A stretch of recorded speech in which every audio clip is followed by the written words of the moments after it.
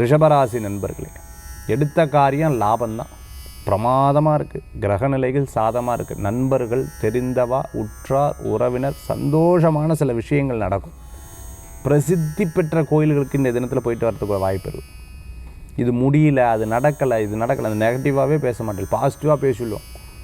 அதாவது யார் பாசிட்டிவாக இருக்கோ அவள் பக்கத்தில் பேசுவேன்.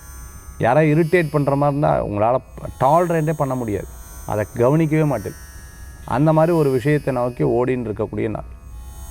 சில நேரங்களில் யாரேனும் எதேனும் உங்களுக்கு சொன்னால், எதாவது அட்வைஸ் பண்ணால் அந்த அட்வைஸை கேட்டுப்பேன், அக்செப்ட் பண்ணிப்பீங்க, அதை இனி மாற்றுறதுக்கு முயற்சி பண்ணுவீங்க. ரிஷபராசி என்பர்கள் இன்றைய தினத்தில் ரொம்ப பிரமாதமாக இருக்குது. ஆர்மி, நேவியில் இருந்துட்டு இருக்கவங்க, டிரான்ஸ்போர்ட் சம்மந்தமான பிஸ்னஸ் இருந்துட்டு இருக்கவங்க, எக்ஸ்போர்ட் இம்போர்ட் லாஜிஸ்டிக்ஸ் சம்மந்தமாக பண்ணிட்டு இருக்கிறவங்களுக்கு பிரமாதமாக இருக்குது இன்றைய தினத்தில்.